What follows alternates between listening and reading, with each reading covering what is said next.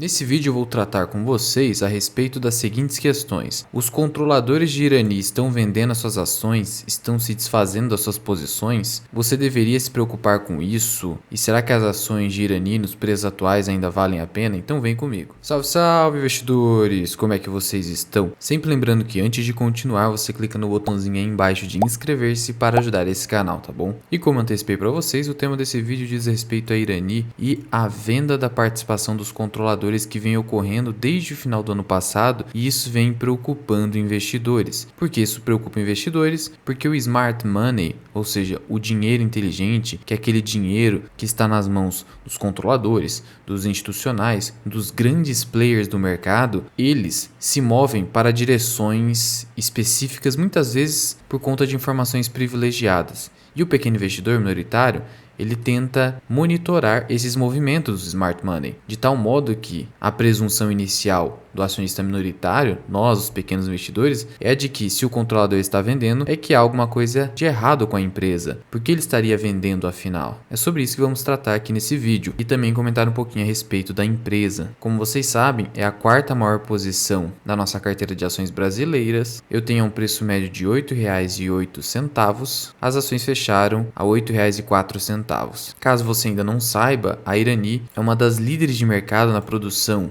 de papel para embalagens e embalagem de papelão ondulado. Não é uma companhia que tem como foco a exportação de celulose, a exemplo de Suzano, ou até de Klabin, que quase metade da sua receita é composta pela exportação de celulose. Por isso é uma empresa mais exposta ao mercado doméstico e que finalizou seu turnaround com sucesso, vindo aí se valorizar bastante, se valorizou quase 50% nos últimos 12 meses e passou a ser uma empresa com uma saúde financeira redondinha, por isso acabei me posicionando. A empresa tem como controladores a Irani Participações SA, que é o principal acionista, efetivamente um controlador, apesar de não ter 50% das ações com direito a voto. Essa posição acionária de 40% permite que a Irani Participações SA controle as decisões da companhia. Depois disso, temos aqui dois grandes acionistas relevantes, a companhia Habitasul de Participações e a Habitasul Desenvolvimentos Imobiliários SA. Sobre a Habitasul, a Irani publicou um comunicado ao mercado informando que ela passou a deter uma posição acionária abaixo de 10%, de tal modo que isso aqui precisa ser atualizado no site de relações com investidores, já que agora ela não tem mais 10,5%, quase 10,6%, passou a deter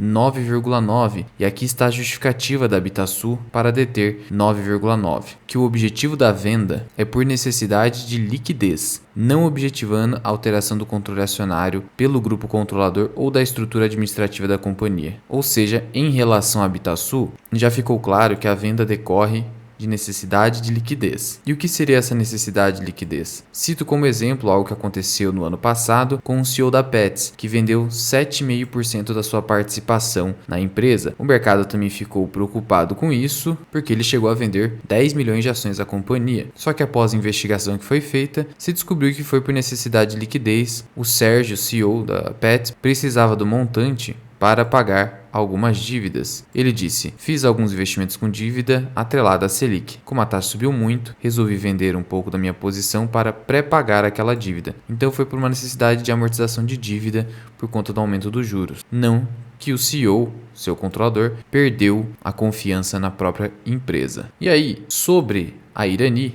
principalmente a Irani Participações, como você descobre o montante que está havendo de venda de ações? Você vai lá no site de relações com investidores da Irani, você vai clicar aqui nessa aba Informações ao Mercado e clicar em Documentos CVM, que são documentos enviados à CVM. E aqui você tem os anos. Eu vou pegar aqui 2022, porque desde 2022, como eu falei para vocês, houve algumas vendas. E aqui o que você tem? Formulário de referência? Não. Formulário cadastral? Não. Relatório de agente fiduciário? Relatório de agência de rating? Valores mobiliários negociados e detidos. Você clica aqui. Aqui você tem a posição de ações ali em dezembro de 2022. E você também tem aqui os valores negociados em dezembro de 2022. Vamos pegar aqui novembro também e vamos pegar ainda o ano de 2023. E aí vamos olhar aqui para a evolução cronológica dessa situação. Começando aqui por novembro de 2022. Em novembro de 2022, temos aqui o que? Em relação às negociações de ações, que o acionista controlador, que detinha uma quantidade de 143 milhões de ações, ao final passou a deter 142 milhões e alguma coisa. Então vendeu aqui quase o que? 1 milhão de ações, uma participação bem relevante que foi vendida. Tudo pelo BTG Pactual, como você percebe aqui. E vale ressaltar o seguinte, esse formulário prevê o grupo e pessoas ligadas ao controlador. Então, tudo que está relacionado ao controlador, e aqui, teoricamente, até mesmo as ações da Habitasul poderiam estar aqui nesse meio, compõem essa redução de participação. Os preços de venda foram R$ 8,50, R$ 9,00, e aí é por isso que as ações bateram aqui nesse pico de R$ 8, R$ 9,00 e começaram a declinar, porque a pressão vendedora de ações dos controladores é muito grande, né? Quando eles despejam ações no mercado, isso promove uma queda nas ações naturalmente. Por outro lado, o programa de recompra de ações segue firme desde o ano passado. A companhia comprou ações a R$ 8,50 aqui, mais ou menos, saindo de uma posição em tesouraria de quase 1 milhão de ações para mais de 1 milhão de ações. Então, por um lado, tem controladores vendendo, por outro lado, a empresa está recomprando ações. No mês de dezembro, o movimento foi muito similar. O controlador saiu de 142 milhões de ações para 141, vendendo inclusive a preços até mais baixos aqui, ó, a 7 e pouquinho. Enquanto isso, a empresa aumentando sua posição, saindo de 1 milhão de ações de tesouraria para quase 1 milhão e 500 mil, isso em dezembro, e agora o mês de janeiro, último mês de publicação, tivemos aí a companhia saindo de quase 1,5 milhão de ações para 2,5. Então é por isso que as ações não caíram tanto até. Saíram de R$ 9,00 para R$ 8,00, até chegar a encostar a 7 e pouquinho, mas voltaram porque a própria companhia está pegando seu caixa e fazendo recompra. Mas o controlador ainda se desfez de mais uma posição, saindo de 141 milhões de ações para 140. Só que parece que esse movimento deu uma estabilizada. Afinal, a volatilidade nas ações deu uma parada aí no mês de fevereiro, principalmente, como você percebe aqui as ações andando mais de lado, enquanto você pegava aqui de novembro até então, as ações vieram caindo. Diante desse cenário, o que nós podemos concluir no momento? Primeiro, a Habitasul vendeu por necessidade de liquidez, então esse aqui é um primeiro ponto. A Irani Participações pode estar vendendo também por necessidade de liquidez, mas a própria empresa está comprando as suas ações, fazendo a recompra e cumprindo com o programa de recompra, de tal modo que se realmente a empresa estivesse para declinar, o programa de recompra ficaria só no papel e não haveria toda essa compra aqui, inclusive essa última recompra de quase 1 milhão de ações. Você percebe que é na mesma proporção,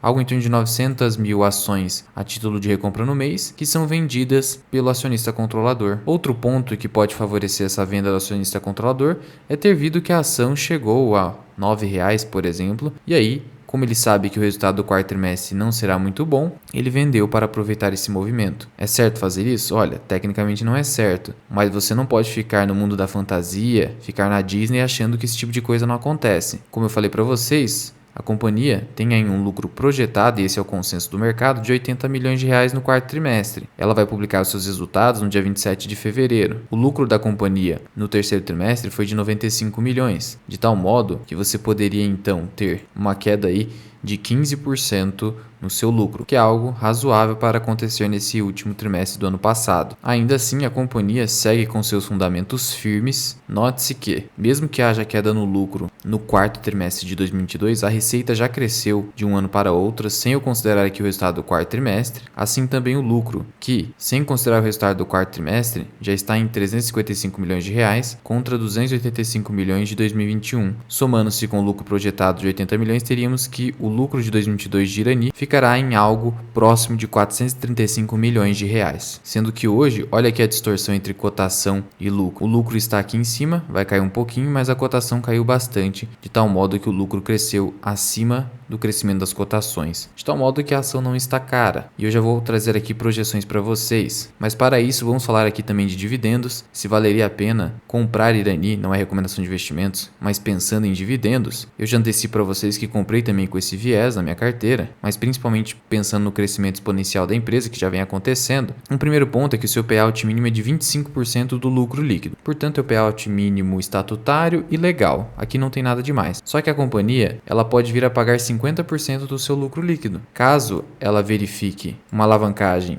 operacional pelo indicador dívida líquida sobre EBITDA igual ou inferior a 2,5 vezes. Por mais que nós estejamos num cenário de juros altos, a Irani está respeitando esse Indicador de alavancagem financeira. Veja só, dívida líquida sobre o EBITDA uma vez. Isso aqui vai aumentar para 1,5 até 2, o que ainda permitiria esse payout de 50%. Além de tudo, a periodicidade de pagamento de dividendos hoje, denotando valorização do acionista, é trimestral, dando um fluxo de caixa mais previsível para o acionista que pensa em dividendos. E se você pegar aqui a planilha de proventos distribuídos da Irani, veja que ela observou essa periodicidade trimestral tanto em 2022 quanto em 2021. Então isso aqui é muito importante. Sendo que a companhia passou a integrar o índice de dividendos da B3, onde ficam as maiores pagadoras de dividendos da bolsa, reforçando que ela está remunerando bem o acionista. O dividend yield atual é de quase 8%. A companhia pagou 64 centavos por ação em 2022 contra 35 centavos em 2021. Então vem crescendo seus dividendos também,